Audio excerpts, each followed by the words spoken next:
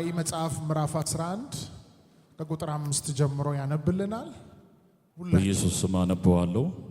ማንምም ሊጎዳቸው ቢወድ እሳት ካፋቸው ይወጣል፣ ጠላቶቻቸውንም ይበላል። ማንም ሊጎዳቸው ቢወድም እንዲሁ ሊገደል ይገባዋል። እነዚህ ትንቢት በሚናገሩበት ወራት ዝናብ እንዳይዘንብ ሰማይን ሊዘጉ ሥልጣን አላቸው። ውኆችንም ወደ ደም ሊለውጡ በሚፈልጉበትም ጊዜ ሁሉ በመቅሰፍት ሁሉ ምድርን ሊመቱ ሥልጣን አላቸው። ምክራቸውን ከፈጸሙ በኋላ ከጥልቁ የሚወጣ አውሬ ይዋጋቸዋል። ጌታ ይባረክ። አሜን። ማንም ሊጎዳቸው ቢወድ እሳት ካፋቸው ይወጣል። እሳት ካፋቸው ይወጣል። መጽሐፋችንን ሁለተኛ ነገሥት መጽሐፍ ምዕራፍ 1 ቁጥር 10 ላይ እናነባለን። ኤልያስም መልሶ የአምሳ አለቃውን እኔስ የእግዚአብሔር ሰው እንደሆንኩ እሳት ከሰማይ ትውረድ፣ አንተንም 50ውንም ሰዎችህን ትብላ አለው።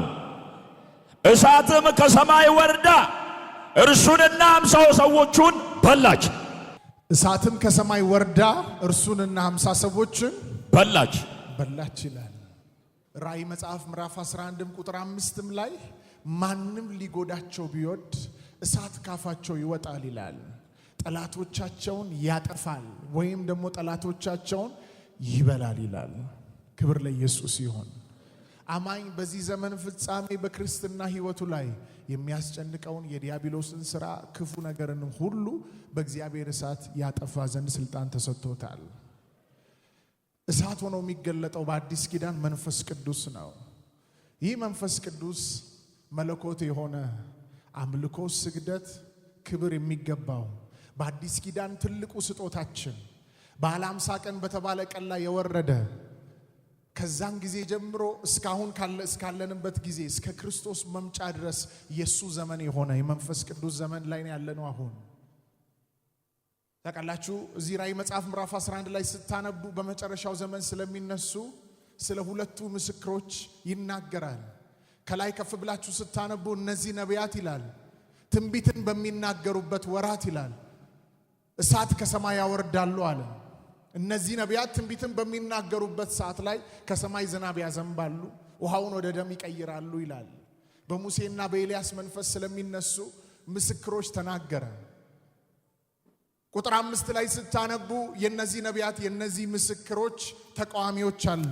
የነዚህ ተቃዋሚዎች በሚከቧቸው ሰዓት ሊጎዳቸው ሲፈልጉ፣ ሊያጠፏቸው ሲፈልጉ ከአንደበታቸው ምን ይወጣል አለ? እሳት ይወጣል። ማንም ሊጎዳቸው ቢወድ እሳት ካፋቸው ይወጣል፣ ጠላቶቻቸውን ይበላል። የነሱ ውጊያ እነሱ የጠላቶቻቸውን ውጊያ ምላሽ የሚሰጡበት መንገድ በስጋ አይደለም፣ ከደምና ከስጋ ጋር አይደለም የሚዋጉት። በራሳቸው ደምና ስጋ አይደለም ደግሞ የሚዋጉት፣ በእግዚአብሔር እሳት ነው ጠላቶቻቸውን የሚዋጉት። ታውቃላችሁ አንደኛ ነገሥትም ላይ ሁለተኛ ነገሥትም ላይ ስትሄዱ ኤልያስ አካብን ጠንቅቆ ያውቃል። በአካብ ፊት ተገልጦ ሰማይን ዘግቷል፣ እንደገና ሰማይን ከፍቷል። ከአካብ በኋላ የመጣው ንጉስ አካዚያስ ይባላል። ይህ አካዚያስ የሚባለው ንጉስ በአካብ ስር እያለ ስለ ኤልያስ በደንብ አይቷል፣ ስለ ኤልያስ በደንብ ሰምቷል። አካብ ከሄደ በኋላ አካዚያስ የሚባለው ንጉስ በእስራኤል ላይ ነግሶ እያለ ድንገት አንድ ቀን በሰገነት ላይ እየተመላለሰ እያለ ሁለተኛ ነገሥት መጽሐፍ ምዕራፍ 1 ላይ ስታነቡ ይወድቅና ይታመማል። ይሰው አልጋ ቁራኛ ይሆናል፣ አልጋ ላይ ይተኛል። ወዲያውኑ በህመም ውስጥ ሲገባ ሽማግሌዎችን ጠራና ወደ አቃሮን አምላክ ቤልዜቡል መልእክት ላከ። ወደ አቃሮን የላከበት መልእክት ምንድነው? ፈውስን ፍለጋ፣ ነፃ መውጣትን ፍለጋ ነው። ሰዎችን ሰብስቦ መልእክት የላከው ኤልያስ ማንም ሰው አልነገረውም። በተራራ ላይ ቁጭ ብሎ እያለ መንፈስ ቅዱስ መጣና ነገረው። በእስራኤል አምላክ ስለሌለ ነው ወይ ይህ ሰው ወደ አቃሮን አምላክ ቤልዜቡል መልእክት የሚልከው? ሂድና መልእክተኞቹን ተገናኛቸው አለው ጌታ። ኤልያስ ከማንም ሰምቶ ሳይሆን ከመንፈስ ሰምቶ ከተራራ ወረደና ከሰው ጋር እንደተቀጣጠረ እነዚህ መልእክተኞች አገኛቸው። ልክ እነዚህ መልእክተኞች ሲያገኛቸው እናንተ ሰዎች አለ ንጉሥ የላካችሁ በእስራኤል አምላክ ስለሌለ ነው ወይ ወደ አቃሮን አምላክ ቤልዜቡል የምትሄዱት? እንዲህ አላቸው፣ ንጉሱ ካለበት ቦታ አይነሳም ይሞታል ብሎ ትንቢት ተናገረ። በጣም የሚገርመኝ ነገር ትንቢት መናገሩ ብቻ አይደለም። ሂዱና ንገሩት አለ። እነዚህ መልእክተኞች ብዙ ናቸው። አጠገባቸው አጃቢ አለ። ኤልያስ መጥቶ ሂዱና ንገሩት ሲል የንጉሱን መልእክት ወደ አቃሮን መሄዳቸውን ትተው ወደ ቤልዜቡል መሄዳቸውን ትተው አድራሻ ቀየሩና መንገዳቸውን ቀይረው ሄዱና ለንጉስ ነገሩት። አያችሁ፣ ይሄ እግዚአብሔር ሰው ነገስታት ያዘዛቸውን ሰዎች መንገድ ላይ መጥቶ መልሷቸዋል። በሰይፍ አይደለም የመለሰው። ሲናገር እንቢ ማለት አይችሉም። የሚናገረው ቃል ላይ እሳትና ኃይል አለ። አንድ አማኝ ካለ ጮሆ አሜን ይበል። የክርስቶስ ተቃዋሚ መንፈስ እንደዚህ ስራውን የሚያፈርስ ብዙ ትውልድ በኢትዮጵያ ላይ ይነሳል በኢየሱስ። አይታችኋል፣ አባቶች የተገለጠባቸው ሰዓት አንዱ ሙሴ አጠገቡ በቀኝም በግራም አጃቢ የለውም። ወደ ፈርዖን ጋር ገብቶ እንደዚህ ያለ ያገለግለኝ ዘንድ ሕዝቤን ልቀቅ። ማን ላከ? ያለና የሚኖር አጠገቡ ያጀበው የለም። መጥቶ ምድሪቱ ላይ መቅሰፍት ያዛል። አንድ ጊዜ መቅሰፍት ያዛል፣ ሁለተኛ ሶስተኛ። ፈርዖን ተነስቶ ሙሴን መግደል አይችልም። በሙሴ ዙሪያ ሰዎች ስላጀቡት አይደለም፣ ከሙሴ ጋር የሰማይ ደመና ነበር። ሙሴን አንስቶ ማጥፋት መግደል አይችልም። እሳት ከሙሴ ጋር አለ። ሃሌሉያ! አምናለሁ በዚህ ዘመን ፍጻሜ ላይ እሳት ለብሰው እሳትን ከቧቸው በምድረ ኢትዮጵያ ላይ የሚገለጡ ኢየሱስን የሚሰብኩ የገሃነምን ደጅ የሚያፈርሱ የጨለማን ዙፋን የሚያናውጡ ነቢያት፣ ሐዋርያት፣ ወንጌል ሰባኪዎች ለብር ለመጠጥ ለወርቅ የማይኖሩ ይነሳሉ። ካንደበታቸው እሳት የሚተፉ ይነሳሉ በኢየሱስ።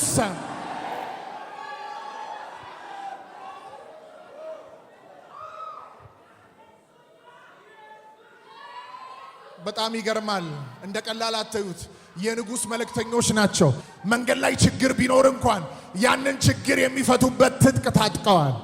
እነዚህ ሰዎች ከኤልያስ ጋር ሲገናኙ የንጉሱን ትእዛዝ ጣሉና ወደ ንጉሱ ተመለሱ። እንደዚህ ያሉት፣ አንድ ሰው መንገድ ላይ ተገናኝቶን ነበር። አልፈን ልንሄድ ነበር፣ አልፈን መሄድ አልቻለም። ምን አላችሁ ሲል፣ ትሞታለህ ተብለሃል ተባለ። ወዲያው ደነገጠ ሰውየው። አካዚያስ ንጉስ ደነገጠ። በአንድ ሰው ደነገጠ። ትጥቁ ተፈታ። ነገስታትን የሚያደናግጡ አሜን አትሉ? በክርስቶስ ወንጌል ላይ የሚነሱትን ሁሉ ትጥቃቸውን የሚያስፈቱ የጌታ ልጆች ይነሳሉ በኢየሱስ። በጣም የሚገርማችሁ ነገር ሄደው ሲነግሩት ለንጉሱ ትሞታለህ ተብለሃል ሲሉት ምን አይነት ሰው የነገራቸው አለ። ስለ ጸጉሩ ነገሩት። ስለ ታጠቀው ነገር ነገሩት። ወዲያውኑ አወቀው። ኤልያስ አላሉትም። ስለለበሰው ልብስ ስለ ጸጉሩ ሲነግሩት ኤልያስ ነው ይሄማ አለ። አባቱን ሲያዋክብ አይቷል። ሰማይ ዘግቶ የባውን ነቢያቶችን ሲያሳርድ አይተዋል። ይሄማ ኤልያስ ነው አለ። ስለዚህ ኤልያስ ከሆነማ አንድ ሰው አልክም 10 ሰው አልክም አለ። 51 ሰው ላከበት።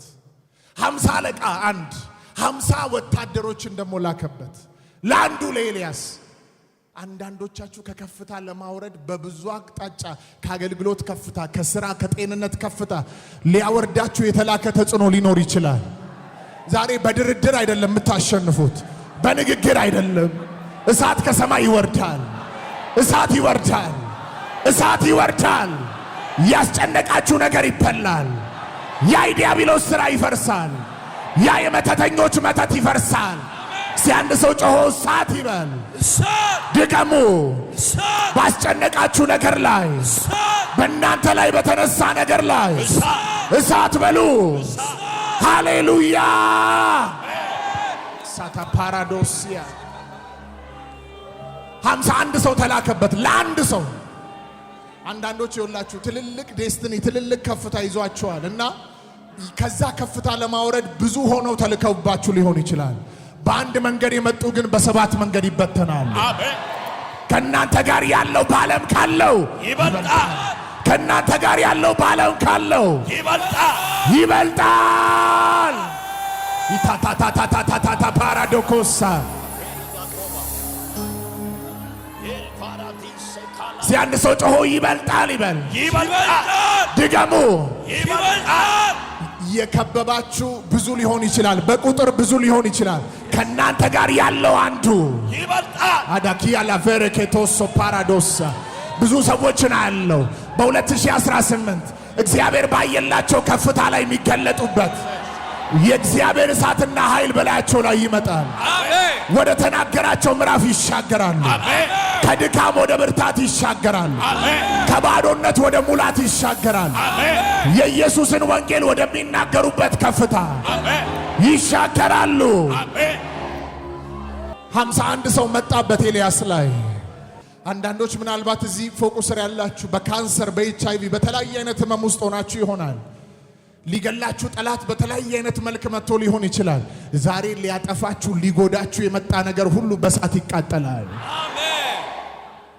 በጣም የሚገርመኝ 51ዱም መጡና 50 አለቃው ፊት ለፊት ሆነና ንጉሥ እንደዚህ ይልሃል አለው። ናውረድ ይልሃል አሉት። ናውረድ ይልሃል። በቀላሉ መምረድ ናውረድ ይልሃል። የሚገርማችሁ በዛ በነበረ ዘመን ላይ የነበረ አንድ አስተሳሰብ አለ። ይሄን ልንገራችሁ። ለምንድን ነው ናውረድ ያለው? ከወረደ በኋላ ከንጉሱ ጋር ቁጭ ብሎ ሊደራደር አይደለም። በዛን ዘመን ላይ በአይሁዶችም እንደገና ደግሞ በዛ በነበሩ በሌላ በአሕዛብ ትውልዶች መሃል አንድ የነበረ አስተሳሰብ አለ። አንድ ሰው ሟርትን ከተናገረ፣ ትንቢትን ከተናገረ፣ ክፉ ቃልን ከተናገረ ያን ክፉ ቃል ለማፍረስ ሲባል ያን ክፉ ቃል ሰው በሕይወቱ እንዳይፈጸም ከፈለገ የተናገረውን ሰው ይዞ ወይ አስሮ ወይ ገሎ ያንን ነገር ከፈጸመ ያ የተነገረበት ቃል አይወርሰውም። እንደዚህ አይነት አስተሳሰብ ነበር። ስለዚህ ኤልያስን ከከፍታ አውርደው ሊገሉት ሊያጠፉት ነው ያሰቡት። ስለዚህ ኤልያስን 51 ሰው ተልኮበት አልወርድም ብሎ እንኳን ካስቸገረ እነዚህ ሰዎች ጎትተው ይዘው አምጥተው በንጉሱ ፊት ሊያዋርዱት ሊገሉት ሊያስሩት ነው ሐሳባቸው። በጣም የሚገርማችሁ ነገር እነሱ በቁጥር ብዙ ናቸው። እሱ ግን ብቻውን ነው የተቀመጠው። ምንም ብቻውን ቢቀመጥ የዕብራውያን አምላክ የአብርሃም የይስሐቅ ያዕቆብ አምላክ በመከራ ጊዜ የሚሰማ በምትሄዱበት መንገድ ሁሉ የማይለይ ይህ አምላክ ከሱ ጋር ነበረ። ስለዚህ እንደዚህ አለ፣ እኔ አለ የእግዚአብሔር ሰው ከሆንኩ አለ እሳት ከሰማይ ወርዳ ትብላችሁ አለ። ኢሚዲየትሊ ሲናገር ሰማይ ተከፈተ። እሳት በኤልያስ ጠላቶች ላይ ወረደ። የኤልያስ ጠላቶች ተበሉ ይላል። ሻላ ፓራዶሶ ቶ ፓራዶስ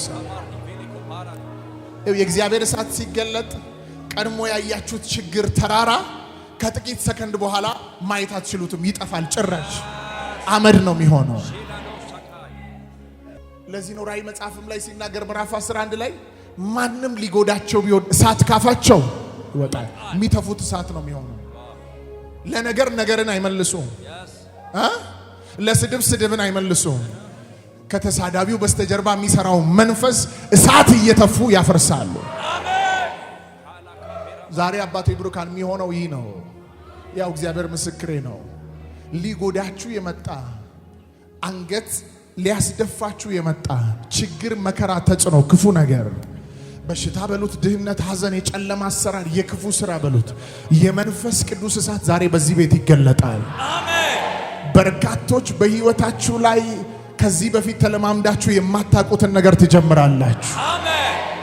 በመንፈስ ቅዱስ እሳት፣ በመንፈስ ቅዱስ እሳት። አሜን። ቀኝ እጃችሁን ከፍ አድርጉና እሳት ብላችሁ ተጣሩ።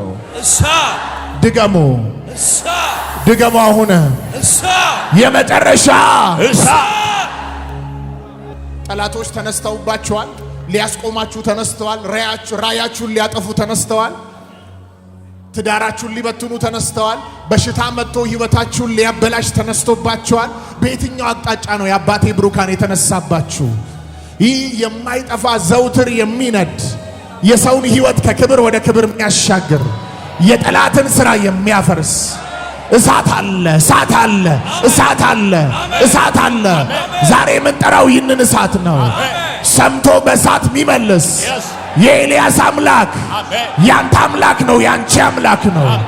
ሐዘንን ይበላል፣ ጨለማን ይበላል፣ እርግማንን ይበላል፣ ሞትን ይበላል፣ የዲያብሎስ ስራን ይበላል። ይህን ልበላችሁና ጨርሰለን። የእግዚአብሔር እሳት በሰው ህይወት ላይ ሲገለጥ፣ የእግዚአብሔር እሳት በሚገለጥበት ሰዓት ሁለት ነገሮች ነው የሚሆኑት።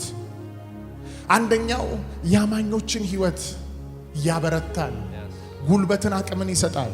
ታውቃላችሁ አገልጋዮችን የእሳት ነበልባል ያደርጋል ይላል። የእሳት ነበልባልም ማንም መያዝ አይችልም። ከተያዘ እንኳን የያዘው ይጠፋል።